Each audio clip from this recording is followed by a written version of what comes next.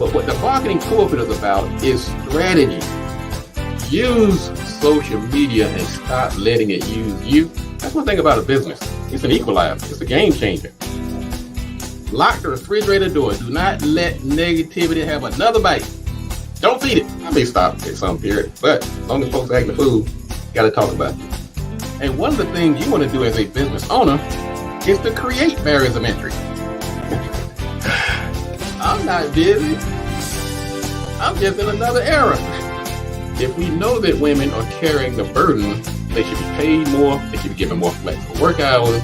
We have to think like the successful companies.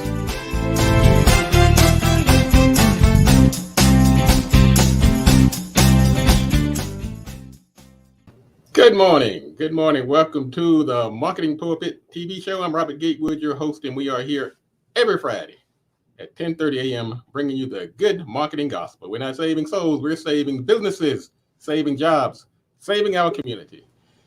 I'm telling you, folks, I'm on a mission. My raison d'etre, my reason for being is to build these businesses in our community so that we can put our people to work, so that we can be a viable, independent, self-sustaining community, so we can pass things on to our young folks, build legacy, and all that good stuff. But we have to do it. We have to do it by starting with building these businesses, and that is the mission of the Marketing Pulpit TV show. Now, the good thing about Marketing Pulpit TV show is that we partner with quite a few organizations to help us attain these goals, and also we dip our toe in the nonprofit world, and we try to be do-gooders. We like to do good things to make sure that we are connecting with the right stakeholders to make sure that we are making our dreams and aims come true. So thank you again for everybody tuning in. And if you're here for the first time, I want to say welcome, and thank you for joining us today. You can also find out more about us by going to marketingpulpit.com or mpi.bz. You can also find us on Facebook. You can find us on Twitter. You can find us on Instagram, YouTube, and welcome to the LinkedIn followers who are tuning in to us as well. We have an exciting show today. Exciting show. I'm Robert Gatewood, your host. I'm a business developer by trade.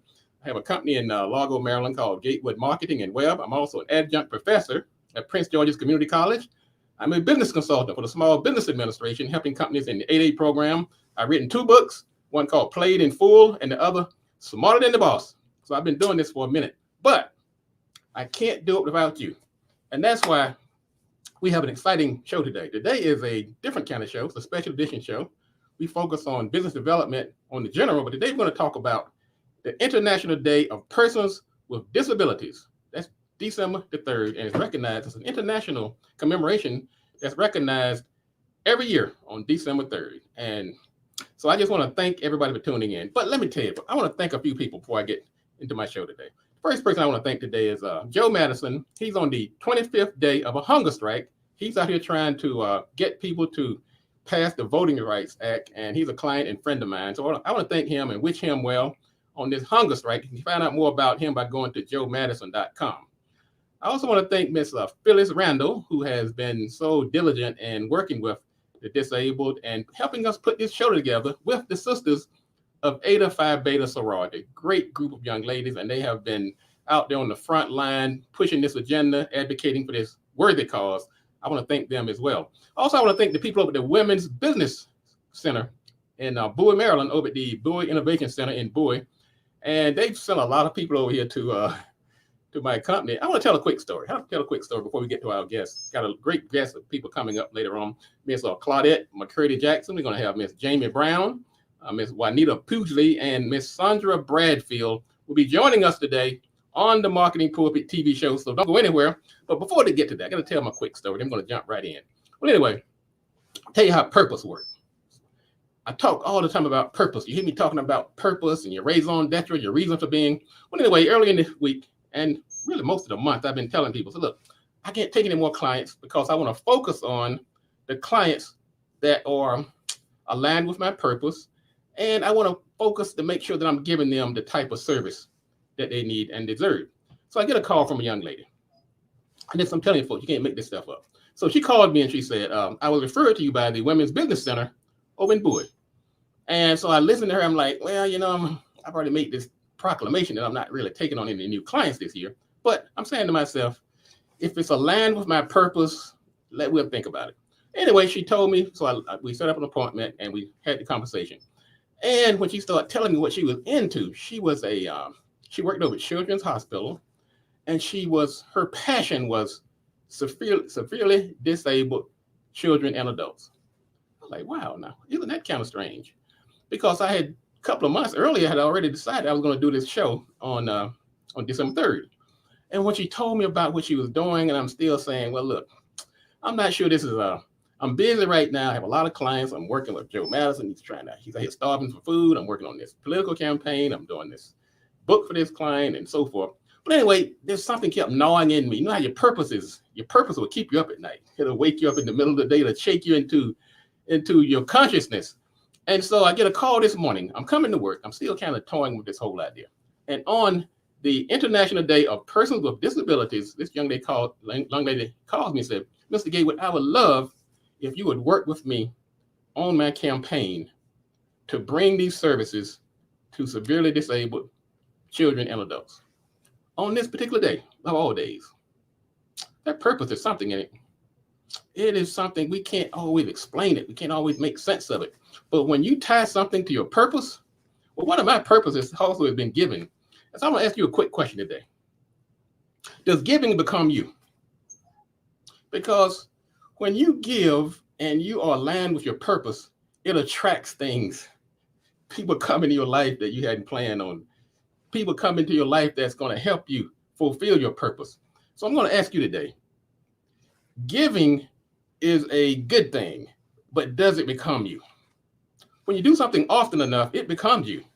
If you smoke, you're a smoker. Okay? If you vote, you're a voter. You sing, you're a singer. And if you give, you are a giver. And when something becomes you, you don't need these reminders. If something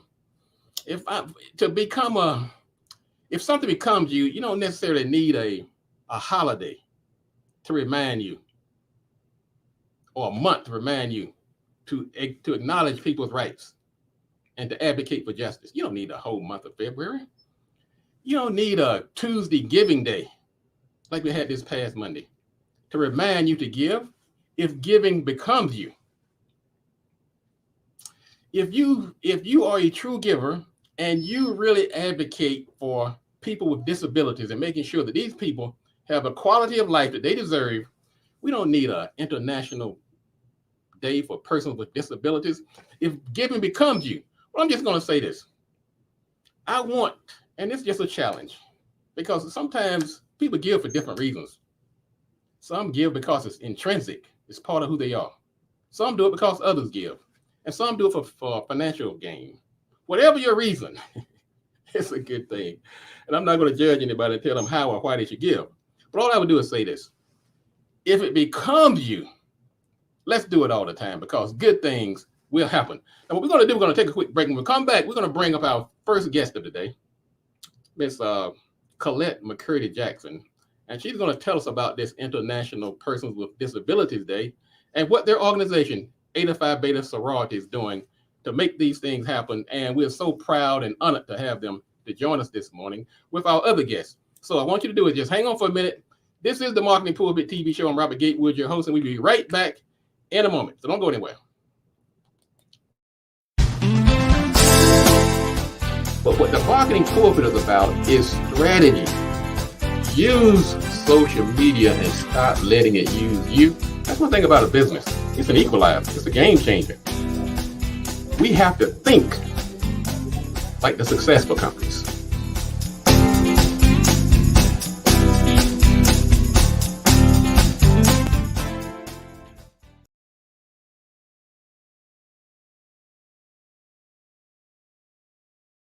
Man, you got to serve at all times. Let me tell you something, folks. You can't go wrong by serving. Just serve. Do something for somebody. Do something for yourself. Just serve. You don't need, like Harry put that saying, you don't need a degree to serve. You don't need your verbs and your nouns to conjugate.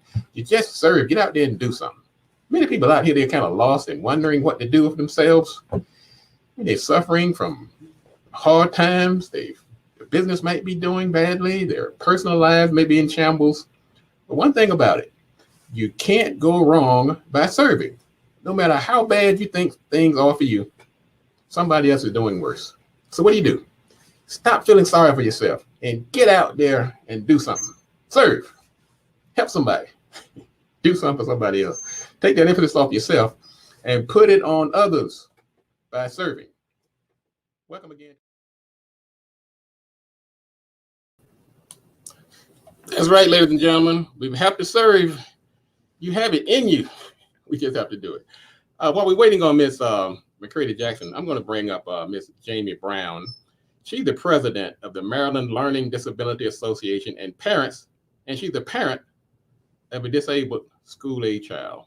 I'm going to bring her to the studio right now. And so welcome to Miss Jamie Brown. Miss Jamie Brown, welcome to the Marketing Pulpit and MPI TV. Good morning. Good morning. Thank you for having me. And thank you for coming on this great day. It's been, sometimes you have like a passion that's kind of burning in you. You don't even know why. And we're put on this earth for different reasons. But I think that I was introduced to Miss Randall for a purpose. Mm-hmm. And one of the things that she did many years ago, she introduced me to a young man who had Asperger. And of course, I was one of those reluctant people who were like, well, this is going to be work. It's going to take time that I don't have. And I'm just going to tell you, Jamie, I hired him, and it was one of the best decisions I've ever made. So, Ms. Brown, thank you for joining us this morning. So tell us about your organization and introduce yourself to the audience, please. Good morning, everyone. Thank you for letting me be invited here. It's a pleasure. I represent Learning Disability Association for the state of Maryland, where I am the current president. I have been affiliated with Learning Disability Association for the last 15 years. I've served at different capacities, but like I said, currently I'm the president for the state of Maryland. And our organization provides resources for individuals with learning disabilities and their families. And we service the entire state of Maryland. We also are, we have other states as well, but I only cover the state of Maryland. And what we do, like last year, due to COVID, that's affected our students with disabilities tremendously. So I did a book drive for them for last Christmas, which I plan to do again this year. And we were able to serve over 50 parents, 50 families. And we also have one of our students who is a student with learning disability. She runs our Teen Talk, which helps our teens in the community because, teens work better when they're working together. And that seems to be successful for the students. We also have a parent support group for our parents, and we do other online resources. We provide workshops for our community. And we also believe in mental health therapy, which I always refer Miss Randall, who invited me, who has been an inspiration to a lot of our the people that we serve, a lot of our clients that we serve. So it's a pleasure to be here. And as a community, I feel we just need to continue to serve our students with disabilities. And like you said, Mr. Gaywood, that we only don't have to serve just for special occasions. That's right. So I try to serve every day that I can, because I have 3 children with disabilities. So I advocate for them, and I advocate for other children that's not mine as well. So. Well, you will be one of our eyes and ears today as somebody who is the parent of a disabled child. And in your case, you said several. What is that like? What is it like? When do you see?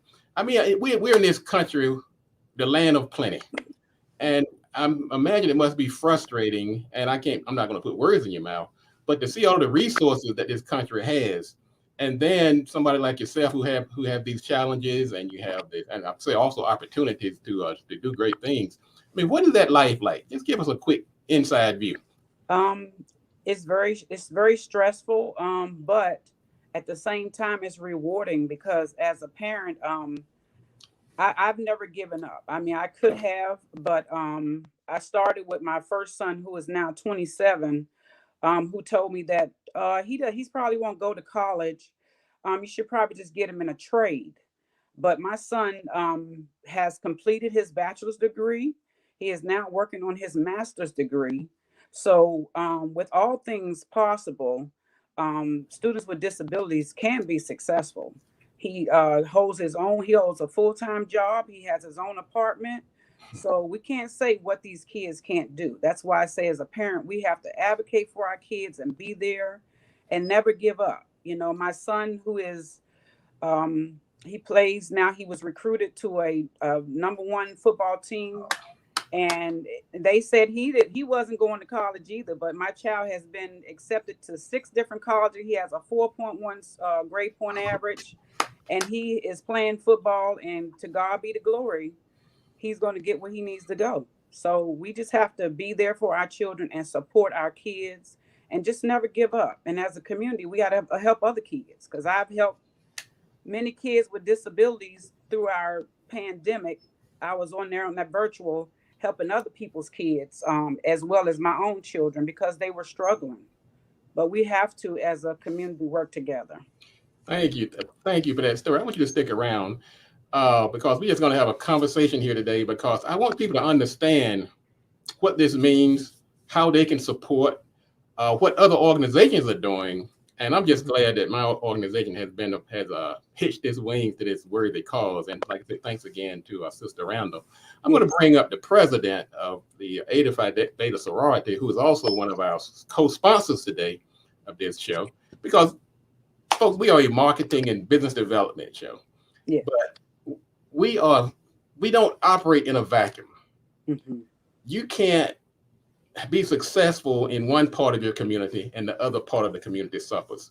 So what we have to do, we have to support each other. We have to rally around each other and understand that we can't break down some of these walls of compartmentalization, and understand that we have to work together. So I'm going to bring in Miss Collette Mccurdy Jackson, bring her to the stage this morning.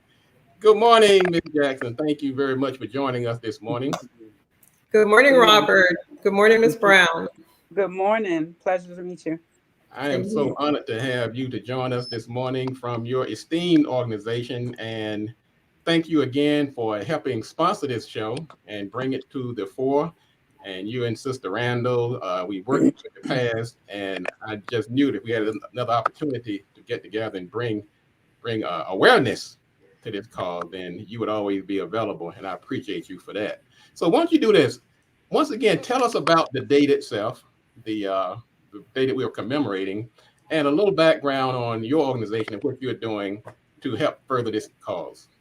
Okay. Well, first and foremost, thank you, Robert, for bringing us back for a second time. We really appreciate it and appreciate the partnership. So thank you for that. In 1992, the United Nations actually started with this International Day for Persons with Disabilities.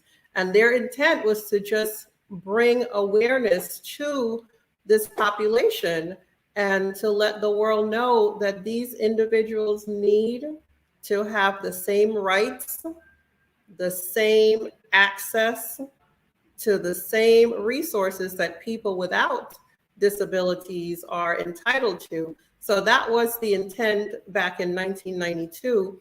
And as I looked at the UN, their latest statistics, of the 7 billion people throughout the world, that's the world's population today, more than 1 billion people have a disability. Wow. Yep.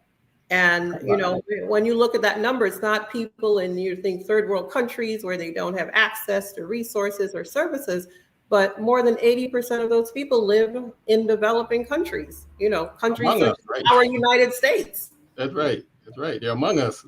They're our family. They're our friends. They're our neighbors. They're our schoolmates. They're our workmates. And there's another reason we have to bring awareness to let people know this is not something extraneous that happens over there, and we have to get away from this otherism and be more inclusive. And that was one of the themes that I really liked about the platform today: inclusion, awareness, and equality. So I really appreciate that. Now, your organization is no stranger to good causes, and this one is no exception. Tell us about some of the programs you guys are involved in. Well, this was right up our alley. Eta Phi Beta, we were founded almost 80 years ago. And our founders You know, we were founded in Detroit, Michigan, Lewis Business College. And at that time, the first agency that our founders gave a financial assistance to was for an agency that worked with individuals who were intellectually and developmentally disabled. So we have been doing this good work for over 70 years. You know, we're coming up on our 80th anniversary. We do this 365 days a year. We don't have to wait for December 3rd. We might do a little something extra on December 3rd, but we live this 365 days of the year. Our chapters throughout the United States and the United States Virgin Islands, they know that is a responsibility for our organization. It's our primary focus to assist programs that's serving individuals with intellectual and developmentally disabilities. That's great. That's great. I love it. This is what I'm going to do, Ms. Mccurdy Jackson. I'm going to bring in another one of our guests, Dr. Juanita Pughley. She's a therapist, and she's also a parent of a child with disabilities. I'm going to add her to the conversation, and we're just going to get a little convo going here.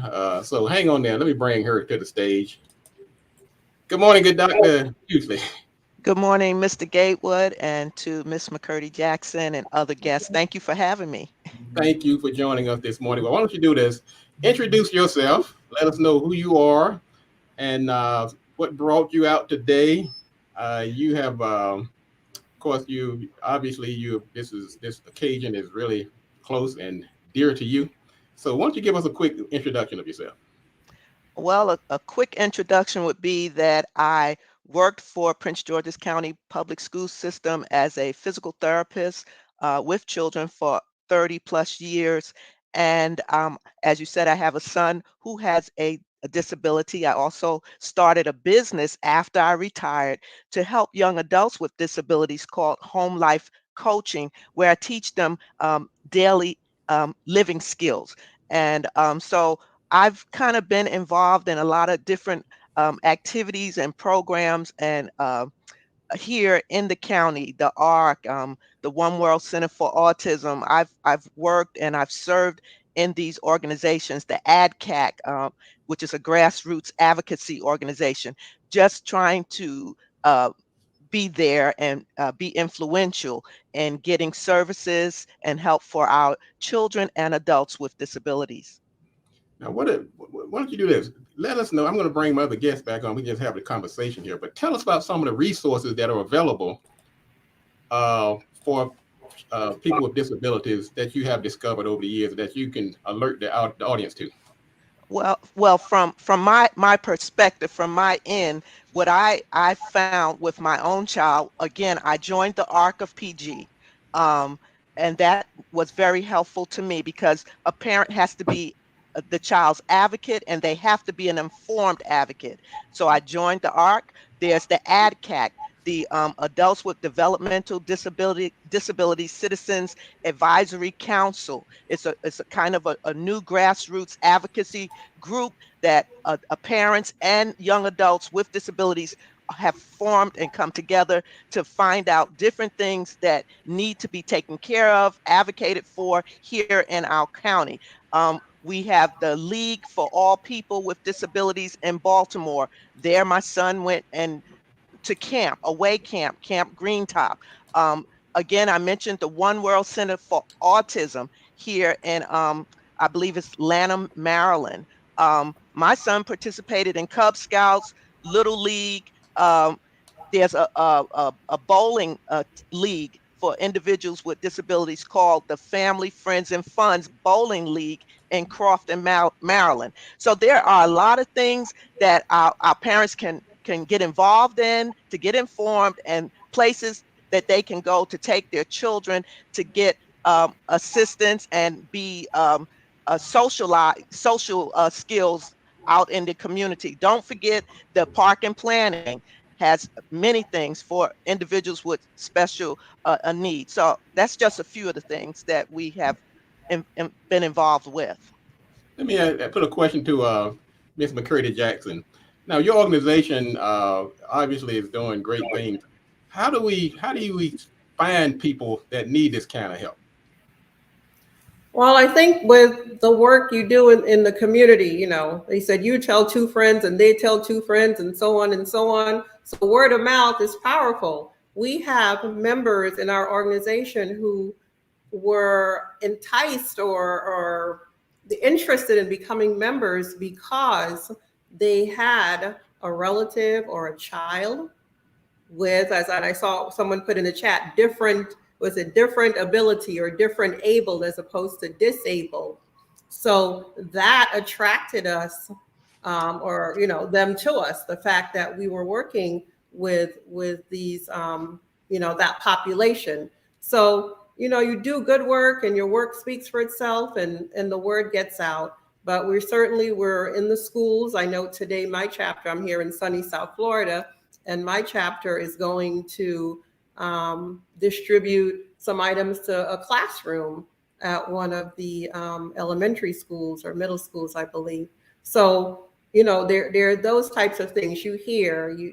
With social media, it's like if you weren't reading before, everybody's reading social media, right? So you put a post out there and it goes wild. So I think just, those areas is definitely where we can find those in need. I want to ask this also about the scholarship program. You all have a scholarship program for the ADA that sponsors scholarships for persons with disabilities. Tell us more about that. Yes. Annually, our Educational and Charitable Foundation awards scholarships to graduating high school students, and we have designated a scholarship for a young person going to college who is differently abled. So that's important to us. That's what we raise funds for through our foundation. That's our fundraising arm for scholarships and to contribute to charities that are assisting with those programs. Miss Jamie Brown, tell us some of the resources that you discovered in dealing with this challenge. Well, I've partnered up with a lot of different organizations. I also used on the ARC. And like I said, we provide a lot of resources for the community, like I said, online, because due to COVID now, we're trying to get some scholarships. I think that's great that they have scholarships available. It's something that we've been working on. But we just do a lot of workshops. We did a lot more because before the pandemic, but it's kind of hard now. But so we do a lot of online, trying to reach out to the communities and provide workshops. We try to do like the team talk, refer to the mental health, because we feel like the mental health is so important right now, for the students and the parents, because the parents are there dealing with the students through all this. So those are some of the resources, and I just try to collaborate with other organizations. I do with the food bank. I give books to them, to local women's and children groups here, because I relocated from Prince George's County. I'm now in Anne Arundel County, so I still help out in Prince George's as well as over here in Anne Arundel County and Baltimore County. Well, I have a question for you and Dr. Pugley, since you all have to deal with this. Going back to school, we're in the middle of a pandemic. Now, if you didn't have enough challenges already, does this present any unique challenges that you did not have to deal with before? I'll start with you, Dr. Pugley. Well, I am now retired, so I'm not in the school system, but prior to the pandemic, I was subbing in the school system. I do still talk to my colleagues, and it did present a big challenge as a physical therapist. It's very hard to do virtual at that time, virtual physical therapy. Right. So that was a deep challenge, but now the young people are starting to come back, and they're starting to get more acclimated to almost where we used to be. Yeah. What about you, Ms. Brown? Well, for myself, I still have two in high school. I have 11th grader and I have a senior this year. So it's been really challenging because with the COVID, if someone catches COVID at the school, then they have to be, home. But now both of the schools are putting in the hybrid, so they don't have to miss, because they already have enough gaps. and trying to catch up from last year, well, the last 2 years. I'm very pleased that now they have the hybrid. So if someone does get COVID at the school, they don't have to miss their instruction. They can have it virtually. So that's been a great aspect, and I'm really happy that they put that in place. Well, thank you. And I know, Ms. Mccurdy Jackson, you have to run. So I want to give you the last word on this particular segment. And anything you want to share about your organization on this particular occasion today, please take the mic. Okay, I appreciate that. Actually, two things to speak to what was just said about the hybrid and the learning situation. The theme for this year's International Day is leadership and participation of persons with disabilities toward an inclusive, accessible, and sustainable post-COVID-19 world. And as I saw that when the UN placed it on their site, you know, we're in COVID, we're using these new technologies, you know, new to many, the likes of Zoom and the platforms, the hybrid learning, and those individuals, you know, as the parent just said, you know, having to assist not only her children, but also trying to help others navigate it. We need to make sure that these platforms and programs are accessible to the students who have different requirements. Eta Phi Beta, of course, you know, we are unique. We are unique in this sense. I have not encountered another like organization that works with individuals who are developmentally disabled. This has been our thing. It's our thing. We own it. We own it. We've been doing it for almost 80 years.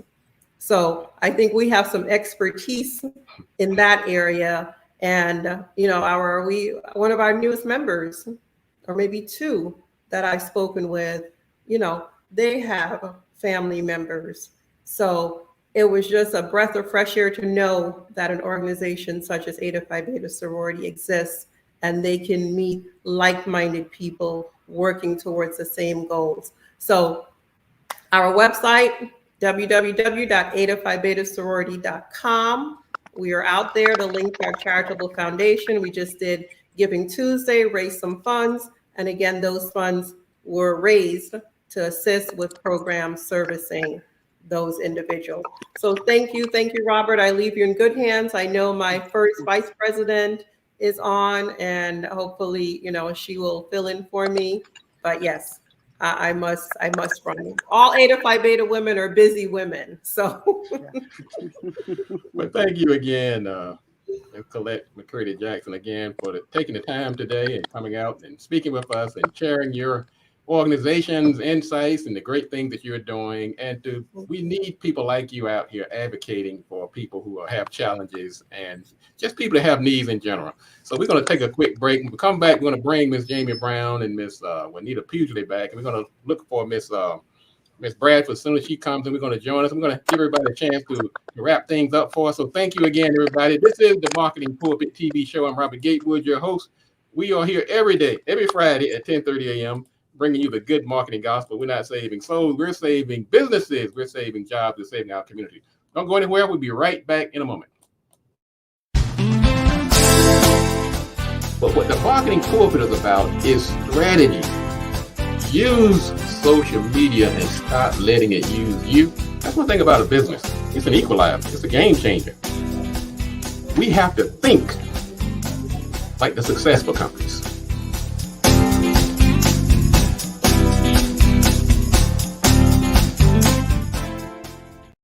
I heard somebody say, if you're the smartest person in the room, what do they say? You're in the wrong room, right? I don't know about that, ladies and gentlemen. I beg to differ. I say, if you're the smartest person in the room, why rush for the door? Plus, who in the world designated you as the Michael Jordan of smarts? How do you determine if you're the smartest person in the room? First of all, you can take a poll, give out an IQ test.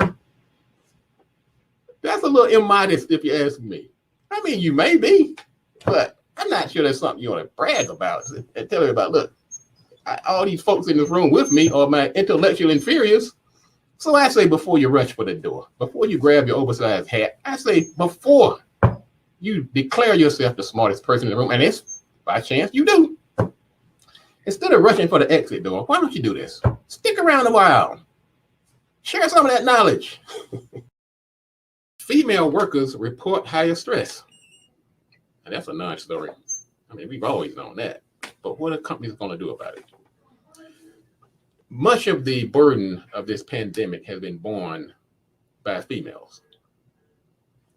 They're the primary caretakers in most cases. They were already underpaid. They were on the front line in many of these jobs. So naturally, we're seeing 74% of women say they're somewhat stressed for work-related reasons compared to just 61% of men. We've got to do better, ladies and gentlemen. If we know that women are carrying the burden, they should be paid more, they should be given more flexible work hours, and a few other benefits to level this problem out. So we know the problem. Now, what are we going to do about it as a society?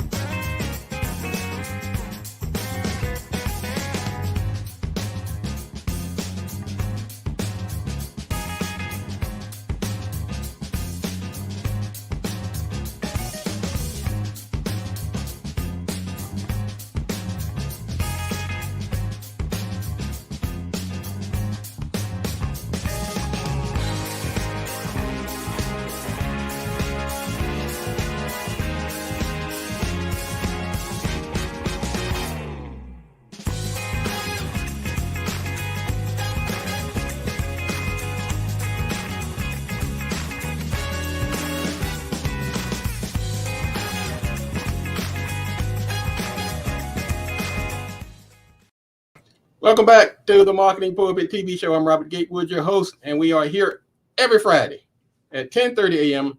bringing you the good marketing gospel. We're not saving souls. We're saving businesses. We're saving jobs. We're trying to save our community. You know what really ticks me off? And it takes a lot to tick me off. I'm one of these kind of calm folks. But when we have to keep dragging our kids over to other people's communities to get work, when we have all of these resources and know-how within our own community. So what I did, I started this show so that we can channel these resources into successful businesses. And when you have successful businesses as an underpinning, as a foundation, so many ills that we see in our society tend to abate, they tend to ameliorate, to mitigate, and a few other rhymes. We start seeing a drop in gang violence, teenage pregnancy, and all sorts of things that when children don't have things to do, when their parents can't find work, when they can't find work, they get into devilment, they get into trouble. So what we have to do as part of as the cause célèbre of our community is to build these successful businesses in our community so that we can hire our own people. Stop loading your kids in expensive cars and driving them to other people's community to get work. That doesn't make any sense to me. So anyway, I'm not here to judge. I'm just here to say, I'm just saying, folks, we have some big challenges before us, but we can do it if we channel our resources, put our heads together, and listen to shows like this. This is the Marketing Pulpit TV show. Go to marketingpulpit.com. Go to our YouTube channel and subscribe. You can like us on Facebook. You can like us on Instagram. And we're also on LinkedIn, where we bring you this information. And by all means, share this valuable information with other members of our community. Today, we're recognizing persons with disabilities. It is International Day of Persons with Disabilities. This started back in 1992 through the United Nations. And we have partnered today with the Eta Phi Beta sorority to help get this word out here. We have Miss Bradfield. She was in the room there for a minute, like she disappeared. But I also have Miss Juanita, Dr. Juanita Pugsley. I'm gonna bring her back on the stage here for a minute and get a kind of pick her brain a little more. So she seems to be very close to this challenge and near and dear to it. Now we're into this. I keep bringing up pandemic because I've seen so many people been challenged beyond their capability that they already have. I can only imagine what someone who has a disability would be. I mean, I know you say you don't have school-age kids and you're not in the system anymore, but let's just say in general, somebody who's in the middle of a pandemic now who has disabilities, what would that life be like? And please unmute. Let me unmute yourself over there. So sorry. I do have experience with that challenge because my son was working for 12 years prior to the pandemic. After the pandemic, he lost his job. So him being home and isolated throughout that pandemic period was very difficult. But I want to bring up three other organizations that really helped me.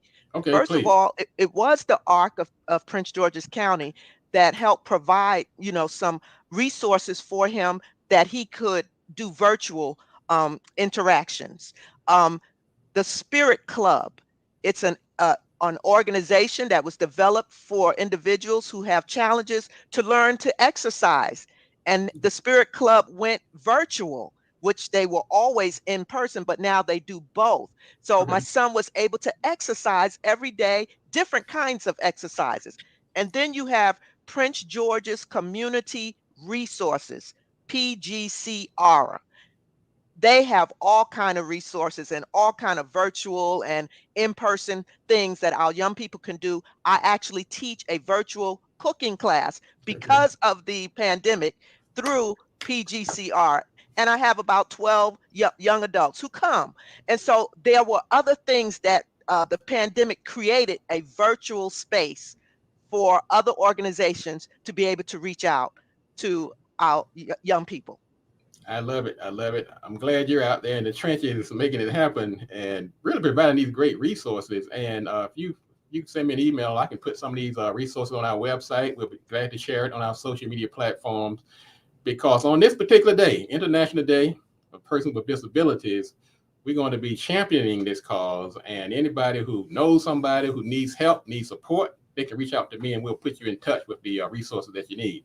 What I'm going to do now is also bring up our next guest, Miss Sandra Bradfield. She's also with our sponsor today, the 85 Beta Sorority. Those sisters are really, they got it going over there, and they have been so near and dear to this cause, and glad to partner with them as we bring people like Dr. Pugsley and Miss Collette Mccurdy Jackson and Jamie Brown. Just a great panel today. Couldn't have picked a better group of people to champion this cause with me. So I'm going to bring to the stage right now Miss Sandra Bradfield from 85 Beta Sorority. By all means, Dr. Pughley, feel free to stick around. Good morning, good morning, good morning. Good morning. Welcome to the show. Thank you so much for inviting us. And you're with, we had your president here a few minutes ago, and she shared some information about some of the things you're doing. And why don't you take this a little further? First, introduce yourself and let the audience know who you are and some of your causes, likes, dislikes, and what brought you to this platform today. Okay, I'm Sandra Bradfield, 85 Beta Sorority. I am the first national vice president of the organization. I'm here out of Atlanta, Georgia, and just a pleasure to be on the show today to talk about the disparities really with the disability community and why I decided to get involved and volunteer to support that effort. You said the word disparities. Break that down for us, please. You know, there are over 38 million individuals that have notified government that they are disabled, and their vote is powerful, but our legislators don't always hear what that community is having to say. So advocacy is a very important part of what I do and what 85 Beta is all about. Okay, now let's say if somebody, because this is what I hear. Just tell you what I hear all the time. Many people, they want to do something, they don't know what to do. Like we just had this Giving Tuesday. I think it was Giving Tuesday. What on Tuesday this week, where people were donating money online. They were doing this. They were doing that. Many people really don't know what to do. They don't know how to give. They don't know who to contact. Can you help shed some light on people who are out there who are trying to make a difference, trying to make an impact? Should they join an organization like yours? Help us out on people who are out there under the sound of my voice right now who want to make a difference. Okay, so in most communities, there is an advocacy group, a grassroots organization that on the ground trying to get things passed in the legislative areas. So anything that they can do as far as calling a senator or a representative, most of those organizations have scripts that you can say or leave messages or talk to your senator or representative about the issues that are important to you, whether it's in the education field or if it's housing or transportation, whatever that interest is for you. Getting to know your legislators is one of the most important things that you can do, because those are the people that are voting and passing the public policies that affect the disabled. And so that's out there. That's a Google search. And if they don't know who those individuals are, Eta Phi Beta sorority, I would be happy to share the information that I have on how to contact them. There's a national website that can tell you who your representatives are, no matter what state you're in. Making the phone calls. But you said fundraising and Giving Tuesdays. That's a very important thing, because those grassroots organizations, it takes money to go out and meet with the people. So any amount of money is a help to people like the ARC of Georgia or the ARC of the United States, or Eta Phi Beta in particular, because we need monies also in order to, support those organizations. I agree. What about Dr. Pughley? You have anything to share with people who are out there who have tried to give? Any ideas on? Because I know this doesn't seem this shouldn't be a problem, right? People are trying to give but can't give. But you'd be surprised. I get these calls. I guess because I'm on the air and people see me as somebody who might have the answers. But people are always asking me, how do I give? You can't just walk down the street throwing money out the window. This is what I told my brother. He has an organization called Holla down in North Carolina. It's a nonprofit organization to help young people with their reading scores. And he says the same thing. Say once people figure it out, then they start giving. But sometimes they don't really know about the organization. They don't know where to find them.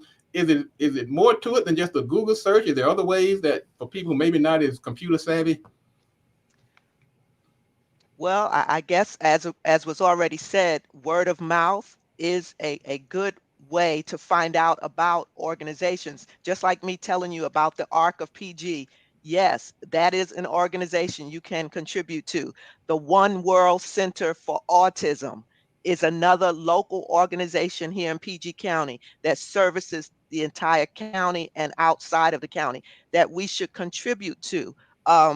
Prince George's Community Resources, again, we should contribute to.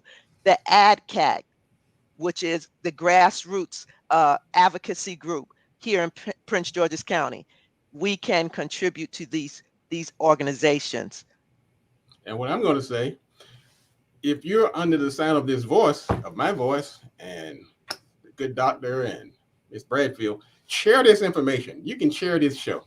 Put it on your websites, put it on your blog, send out the links so they can come to this platform and find these resources and hear these wonderful advocates who are pushing for this cause. I think more people need to hear about it. So that's one way you can contribute today. Share this information. Get it in front of people. Because I'm going to tell you, before I met Sister Randall, it was something else over there. I didn't understand the problem. I didn't even know what Asperger was. I had heard about it, but nobody told me about it. But when she told me she had a young man that needs a job, and I'm sure I was like many people. I'm busy. This is going to be extra work. There's that fear of the unknown. Am I going to be stuck with some type of expensive bill trying to train? But when I started finding out about the resources, people don't realize when you hire somebody who has disabilities, it opens up resources. It doesn't shut them down. It doesn't cost you more money. You're entitled now to tax breaks. You're entitled to training programs that you may not have had before. Now you have a more diverse workforce. You have people who can be focused on a particular job and probably do it better than anybody else. And so, but if nobody knows about it, we continue to walk around in the dark with these fears and these stereotypes, this misinformation. So that's another reason I wanted to have this show today, because yes, I took the plunge, and this young man is still on my contractor list. When I need certain services, I will call him up. I will bring him in here. Somebody said, ask Virgin, said, well, what is he going to do? I mean, I'm saying to myself, is he violent? I mean, these kind of crazy thoughts that people have in their heads. This was the best hire I've ever made, bar none. So any of my other employees who are listening, don't take it personal. But this young man excelled. And so I put the challenge out here to employers. Take a look. We have the ability to impact, to make an impact.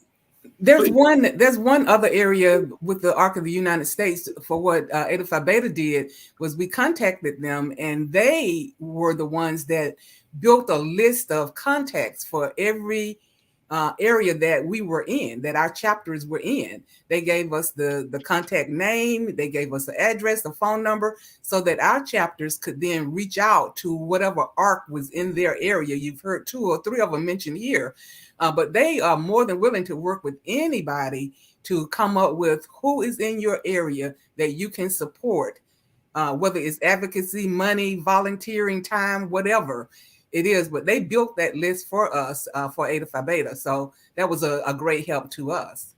Amen. Amen. Well, that's why I have made it a one of my causes, and because when it becomes personal to you, as I mentioned when I started the show, I said when something becomes you, when you do it often enough, it becomes you. And so this also applies to giving. It also applies to helping. It also applies to partnering with causes. So if you do it often enough, as I stated earlier, you don't have to wait on a holiday. You don't have to wait on a particular day. You do it because it's part of who you are. You do it because it's part of your organization. You know, it reminds me of technology. I've read a story recently about how technology now has moved from this. Many companies are getting rid of their IT departments. And you're saying, why would you get rid of your IT department in this time when it's so it's everywhere, it's omnipresent? Well, that's the reason why they're getting rid of the IT department. It's no longer compartmentalized as something else. It's now ingrained in everyday activities of a company. And we have to take that same approach when it comes to giving. We don't compartmentalize giving like it's something like like taking a shower, or I mean, you don't want to compartmentalize. You want it to be something that becomes part of your everyday activities. And that's what I'm trying to do by having this show today, so that we reach more people, get more people into the spirit of giving, and let them know the resources, and that we have people out here on the ground like Miss Bradfield and Miss Dr. Pusley. So what we're going to wrap up the show here. I'm going to give both you ladies a last word on this, and let people know if your organization looking for recruits, if you need this Eta Phi Beta sorority, if somebody wants to join you and become a member, you can give out your contact information and any last information you want to share as we close up the show here. Let's start with you, Ms. Bradfield. Okay, again, we are Eta Phi Beta Sorority Incorporated. And if anyone interested in knowing more about our organization or joining our organization, you can reach us on our website at www.etaphiBetaSorority.com. And there's a link there. You just click that, and we will be back in touch with you. Just leave your contact information, and we'll assist however we can. Thank you. I really appreciate it. And Dr. Pusley, again, thank you for joining us today and the valuable insight you shared with us today. Give us any parting words, or if you have any contact information you would like people to reach out to you. If not, just let us, you can give us a good send off here. Well, I just want to thank you for having me, and also for Eta Phi Beta Sorority for inviting me. I am going to send you the list of all the contact and all the information that I shared, so that you can put it out there. Thank you so much.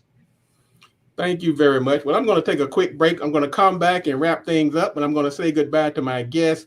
Thank you again, ladies, for a wonderful show. Thank you for everything that you're doing. I'm sure the community appreciates it. The people that have disabilities appreciate it.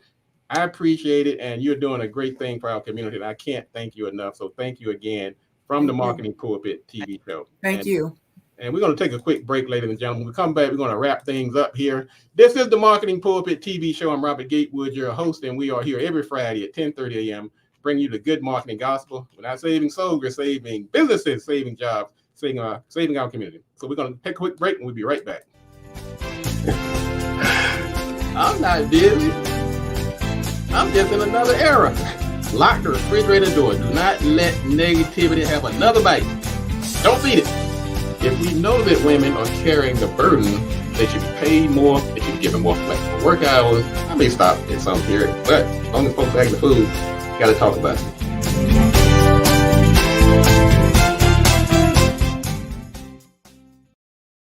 All right, I'm going to thank again my special guest today. We had Ms. Collette Mccurdy Jackson, the president of Eta Phi Beta Sorority. We also had Ms. Jamie Brown. She's the president of the Maryland Learning Disability Association, and she's a parent of a disabled school-age child. Dr. Juanita Pughley, she's a physical therapist, and she's also a parent of an adult with disabilities. And of course, Sandra Bradfield, she's the national vice president of Eta Phi Beta Sorority. And these young ladies have been phenomenal today in helping bring awareness, inclusion, and equality to this particular cause. Before I log on, I'm just going to quickly, just in case you're an employer or just somebody who may be in the working with somebody with disabilities, let me tell you quickly some of the benefits of hiring someone with disabilities. Studies have shown that employees with disabilities are more reliable and have an overall higher job retention rate. Another study showed that employees with disabilities are less likely to get into work-related accidents. I didn't know that. This is new information for me. Businesses that hire people with disabilities may receive tax credits and other incentives, as I mentioned earlier. When a company hires someone with disabilities, you have a more diverse workplace. And of course, people with disabilities are just as capable as anybody else. You put them in certain tasks. Pay. People have been concerned about paying. They think they're going to pay more because they're hiring someone with disabilities.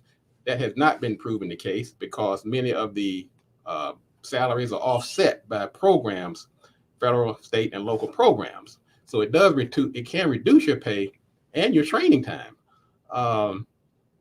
Tax incentives, as I mentioned earlier, improve your public perception. Now, we don't want to do things just to make us look good, but it doesn't hurt when you can show the world that you are concerned, you would like for everybody to enjoy a quality of life. And you do this through your hiring and other ways of helping people with disabilities. And it also is good for business. It will increase your customer base. As you hire people from the disabled community or people with disabilities community, then they know people, they know other people, and it expands your base. We're always talking about stakeholder relationships. People have a stake in the success of your company. It also can boost the morale of your workplace. And you're joining a very good crowd of people. There are people that are already doing it. And so you can become part of that group of people who are actually helping the community by bringing in people who have been face some of these disabilities.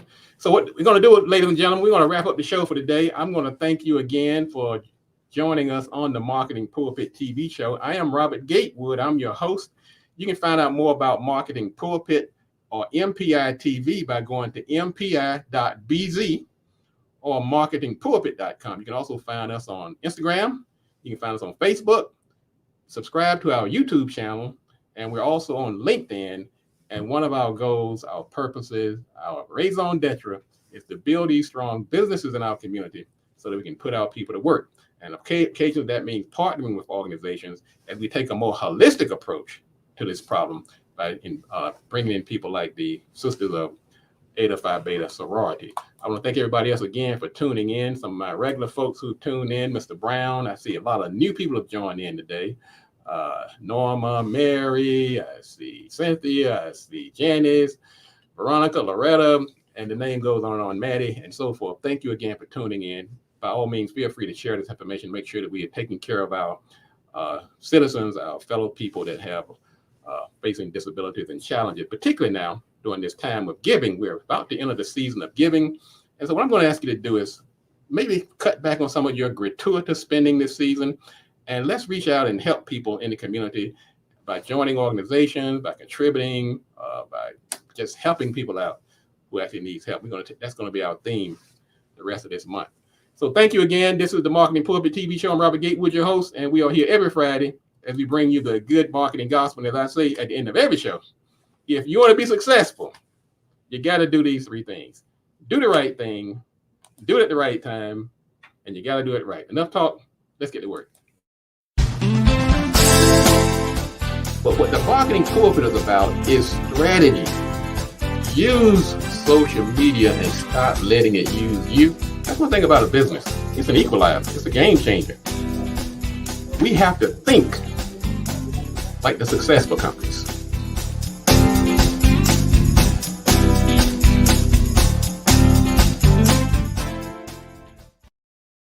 I had somebody ask me the other day, said, Gatewood, I want to hire you to do my branding for me. Where do I get started? I said, you have already started, I hope. How are you treating your customers? How are you treating your staff? Are you making a difference in society? What kind of service are you putting out here? You're already branding whether you know it or not.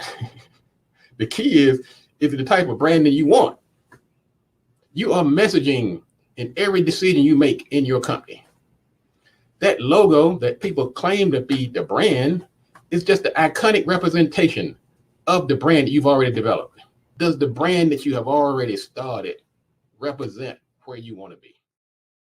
Small business owners, we are a precious lot. But what we have to do collectively, if we're going to put some type of dent in this failure rate, we have to think like the successful companies. We have to see beyond the shiny objects. We have to look beyond next week and just making next week's payroll. We have to look at these issues like supply chain management. We have to look at marketing as not just a way to get the next sale, but the way to build a solid foundation for your business.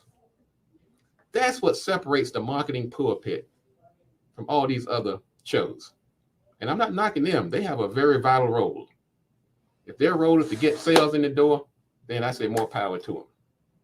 If their show is about getting you more likes on your Facebook, I say that's important, more power to them.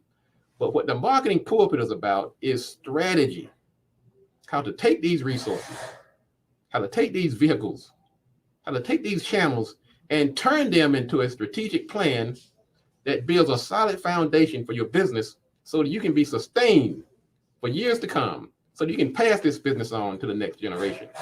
We're not talking about tomorrow or next week. We're talking about legacy building. And that's what the marketing pulpit is about. And I'm glad you could join me today. And I want you to come back and I want you to share this information with others, because we have a crisis in our community. In spite of all the opportunity out here, we are still failing at an unacceptable rate. It's my mission, my cause célèbre, my raison d'etre, my reason for being, is to make sure that doesn't happen. People don't understand marketing. You can't stop every time the money runs out. You need to come on and tell people why your service is different. Why is everybody so angry?